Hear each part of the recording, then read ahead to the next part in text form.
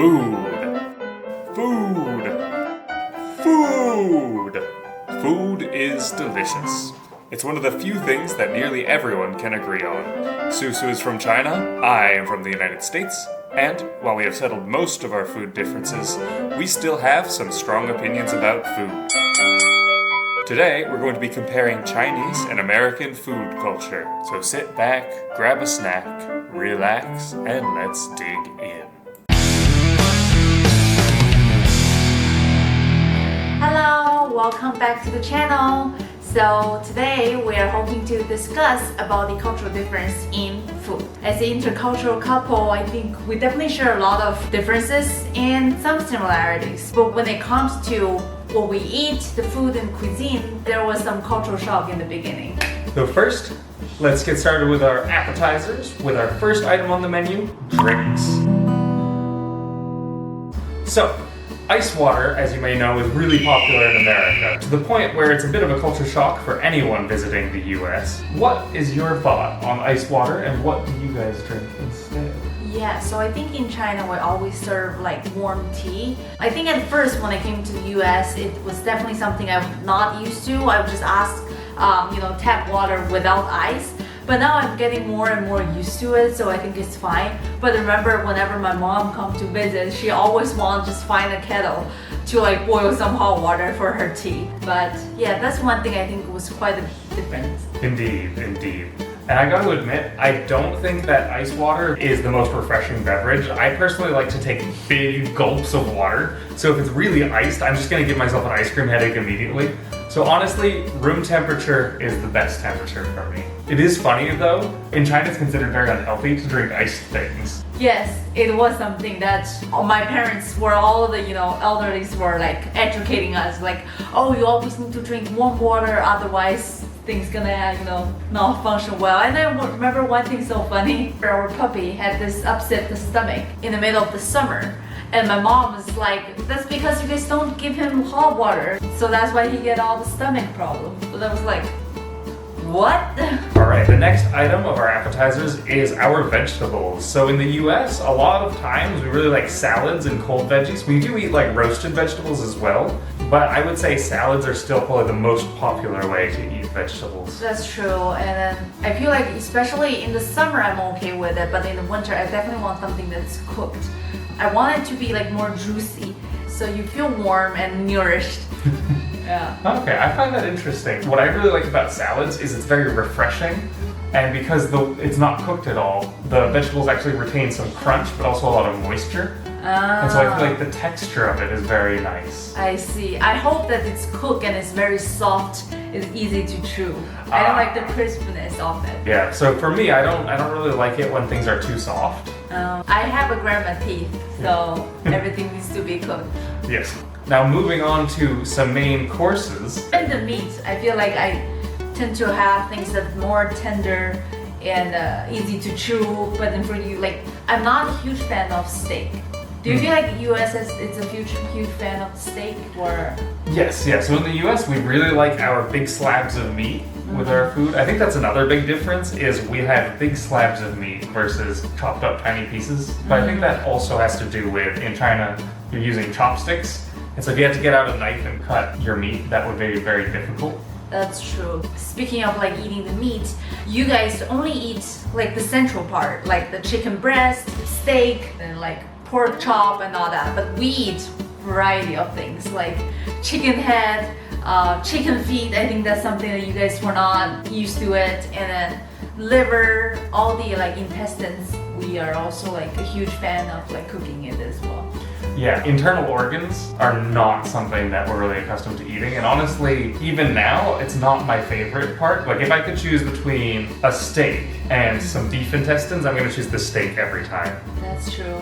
Another thing I find it funny is just like in China it's very common to have chicken, beef, pork, duck as well. But in here I find it's always be a very pricey thing on the menu. Like whenever you're going to the restaurant, they will cook it in the most exquisite way to only have the duck breast.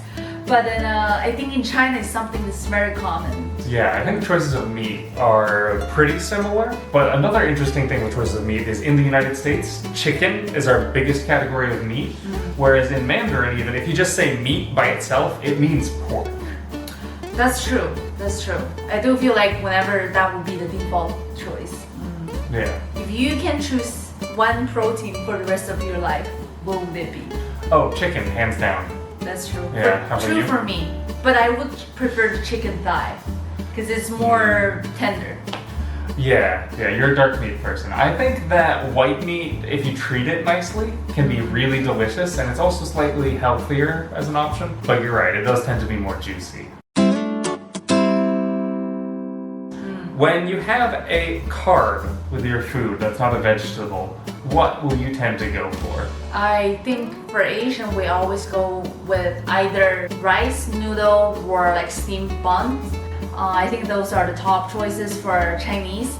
And then there's the southern part normally eats more rice, and then the northern part eats more of like the wheat product, yeah. But for me, I feel like our family are just always a mix. I think we tend to eat rice more often. So I think with us, growing up we'd usually have bread or pasta as our carb. But the one that I know that you find really weird and you can't really accept is we'll also have potatoes as our carb. Yeah, I always associate potato with French fries, so that's more something like appetizer or a snack. I just don't have that association in my mind.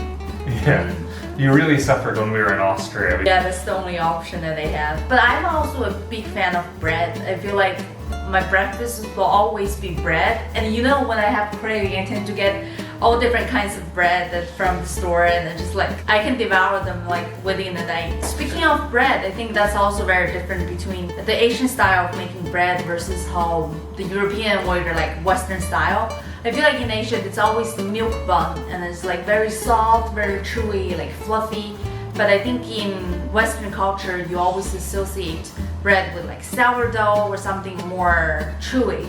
Right. For us, I think a good bread has a nice crust. You want it to have a crunchy crust and a soft interior. Whereas I feel like a lot of bread in Asia, it's basically just like Wonder Bread, maybe upgraded a little bit, but the baseline is like Wonder Bread. So I remember when I was in Beijing, I was really happy because next to my placement was a bakery. And so I was super excited. I went to go get bread, and I got this bread, and I was like, why is this all Wonder Bread? That's true. And I remember when I first came to US, I can't find a bread that's similar to what I have back in China, and also back then I was in like suburbs, so it's harder to find Asian bakery. Until I got to Trader Joe and find brioche, I feel like, okay, there's some common ground in the bread world. Let's talk about Americans' favorite addition to any dish, cheese. So, as you might know, the US is the biggest producer of cheese in the world, and it shows. We have a lot of cheese with a huge range of qualities, a bunch of different tastes. You have small artisanal cheeses, you have some mass-produced Velveeta cheeses. Obviously, our cheese culture is not quite as strong as in Europe, but we love our cheese. That's true. I don't think we're a huge fan back in China. It's like, sometimes we'll have like cheddar cheese or mozzarella, that would be all for most of the dishes, but then you don't get any other variety.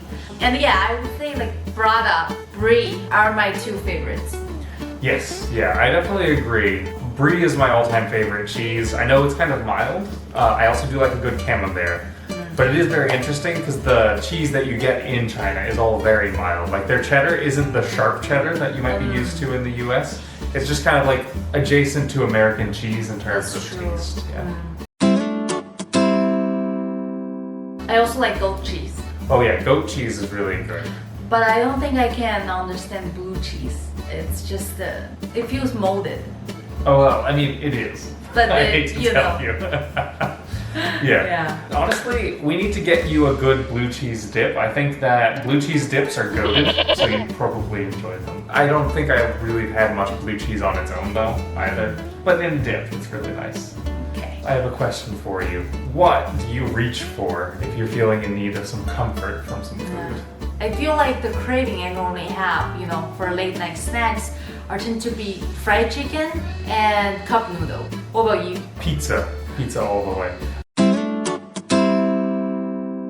This is something that we've actually had some discussion about because I love pizza. I feel like that is the quintessential, you know what, I need something nice, I need a little pick-me-up for dinner today, I'm gonna make myself pizza. But I feel like you can't really understand it a lot of the time. That's true. There's one time when you were sick and also have some like mild fever, you're like, I want a pizza. I was like, you're sick, isn't it?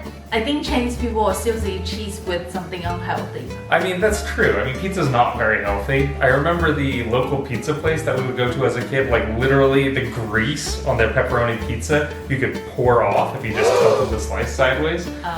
And speaking of the pizza, I really enjoy stuffed crust. How do you like the pizza to be made? Because I know there's different variety and how Italian was commenting on American making the pizza. So interestingly, pizza is really a southern Italy thing originally, but a lot of immigrants to the US from Italy were coming from the south, so they brought their pizza with them. So I think that there's a time and a place for every type of pizza. I like a crisp crust. I also like a traditional American pizza crust. There's really no wrong way to do it. We'll often associate Italy with having thinner crust. In Italy, they also put less toppings on. We really like to slather on the cheese and the sauce and the other toppings, whereas they usually keep it pretty simple. Okay, so they normally do like margarita style. I feel like that's the one that I saw the most in Italy. I would of course get the diavolo, which is the most similar type of pizza to pepperoni in the US, because they don't actually have pepperoni in Italy.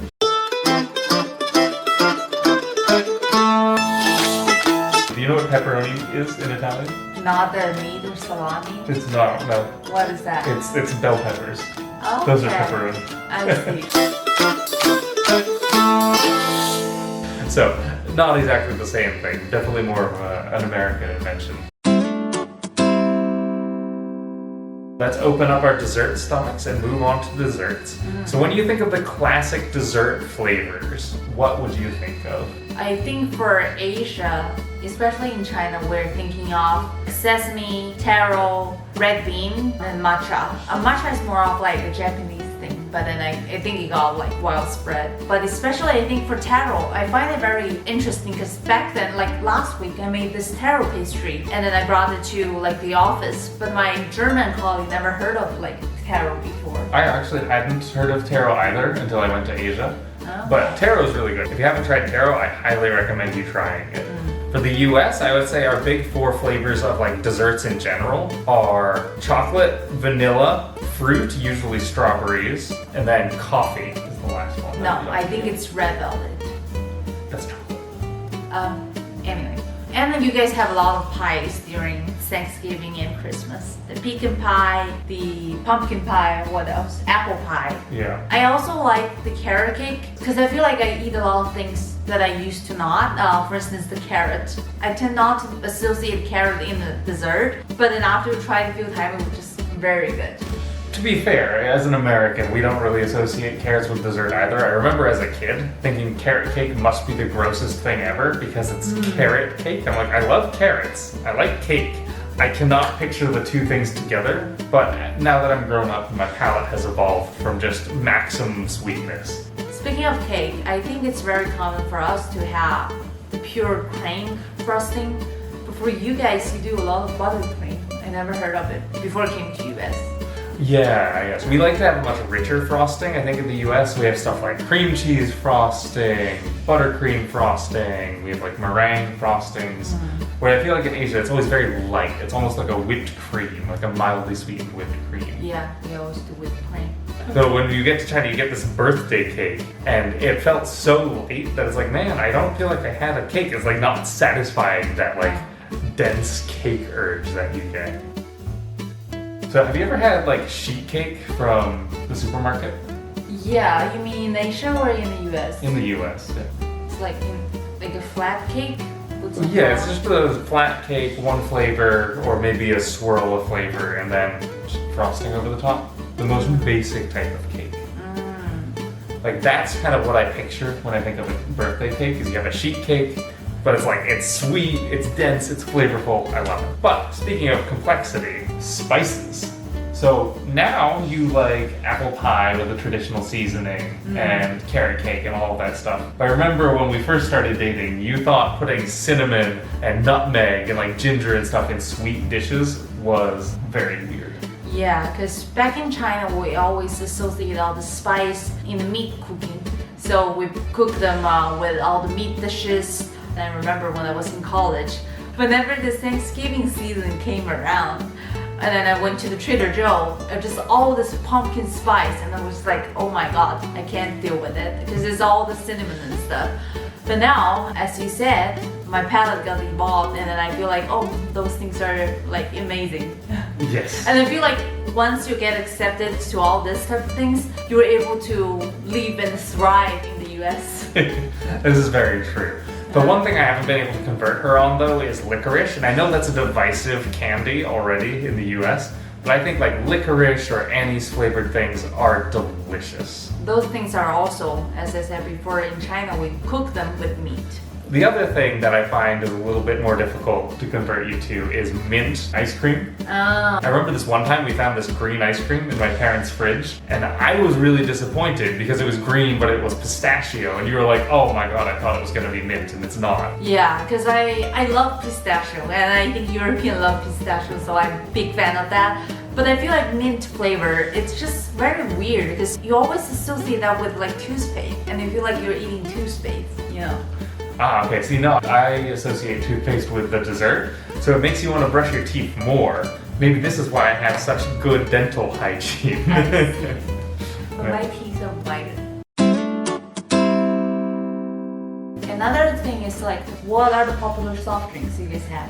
So I would say the standard soft drinks that you would have in the US are Coke, which I think is pretty universal. But then I also think of stuff like Dr. Pepper, ginger ale, and root beer, which are like my next three favorite sodas. And of course there's cream soda, but I haven't really liked that as much since I was a child because it's just too sweet. That's another thing, like ginger. I still feel like there should be something that my grandma would use to, you know, whenever you're sick, they will brew some like ginger tea. But then in the soft drinks, I'm not so sure about it. But then in China, I think we normally have the Coke and Sprite.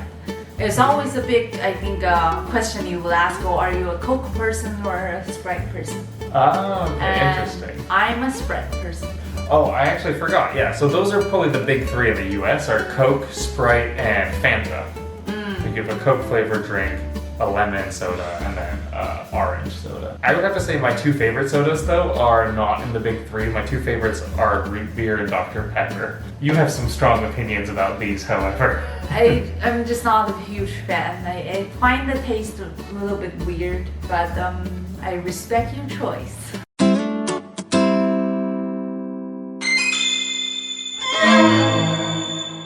I feel like kombucha is another thing I really like. I don't think I see it in the supermarket from China, but that's definitely something. Yeah, I think kombucha is also more of a recent trend in the US as well. Like, I don't think people had kombucha very much when I was growing up. It was really since I've come back that I heard about people drinking it. I think how soy milk was made was completely different between China and the US. Oh my god, soy milk and like just soy products in general in the US are disgusting! Okay, personal opinion. His personal opinion. It's No the correct offense. one though. Why do we need to put vanilla in our soy milk? That is so gross. I remember trying to find soy milk that I could drink in the US because honestly, I'm not lactose intolerant or anything. Just soy milk in Asia is goated. It is so delicious. But then you go to the US and it's got this like artificial vanilla flavor to it. You're like, this is so gross. This is made for someone who just wanted a vanilla creamer and then can't handle their lactose. Okay. Rude. That's not my opinion. I don't know this person. Alright, then why don't you try the coconut thing that I accidentally bought?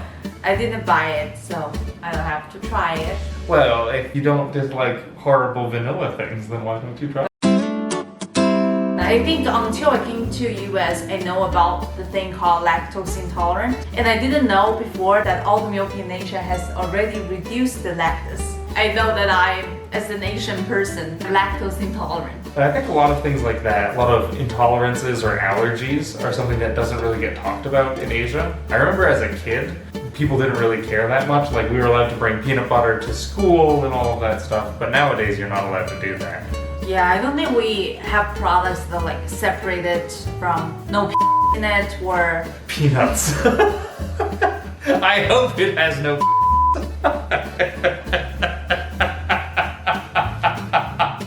So, hope you guys have enjoyed the video. There's a lot more that we can share about the difference, not only in the food, but also in our daily habits, and maybe that can be another time. Yes, indeed. If you have any opinions on any of these differences, or if you have another difference that you want to bring up, please let us know in the comments. We're looking forward to reading them. Okay, see you next time. Bye.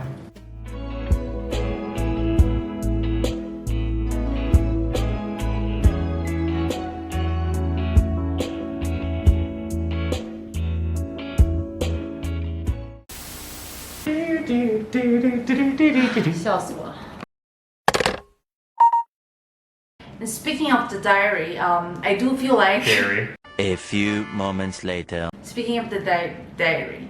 Dairy. Yeah. Speaking of the dairy. Yeah. Speaking of the dairy. Speaking of the dairy.